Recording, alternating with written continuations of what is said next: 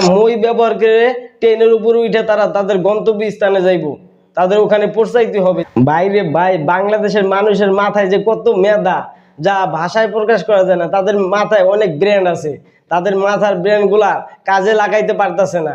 দেখেন কিছুদিন আগে মহাসড়ক পার হয়েছে মই দিয়া, একজনকে ওই মই যে নিয়ে আইছে তাকে টাকা দিয়ে মহাসড়ক পার হয়ে এক পাশের দিকে আরেক পাশে যাইতেছে। ওইটা তো ধরা খাইছে, ওইটা ধরা খাইয়া বন্ধ হয়েছে। এখন আবার দেখেন এই ট্রেনের উপর উঠতেছে মই ব্যবহার করে, তাও আবার মহিলা মানুষ।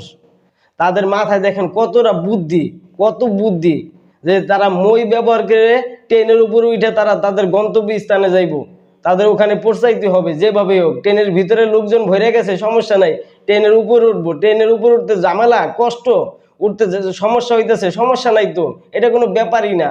তারা মই ব্যবহার করব যেভাবেই হোক, তাদের উপরে উঠতে হবে। দেখেন তাদের মাথায় কত বুদ্ধি।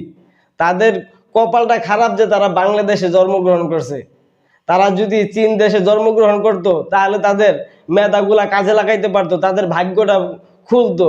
আর চীন দেশেরও লাভ হইতো যে তারা এরকম বাঙালি মেধাবী বাঙালিগুলা তাদের দেশে জন্মগ্রহণ করছে, তারা অনেক সৌভাগ্য হইতো। কিন্তু তাদের কপালটা খারাপ, তারা এই ছোট্ট একটা বাংলাদেশে জন্মগ্রহণ করছে যেখানে তাদের মেধার কোনো দাম নাই। তারপরেও তাদের চেষ্টা কখনো কমতি নাই।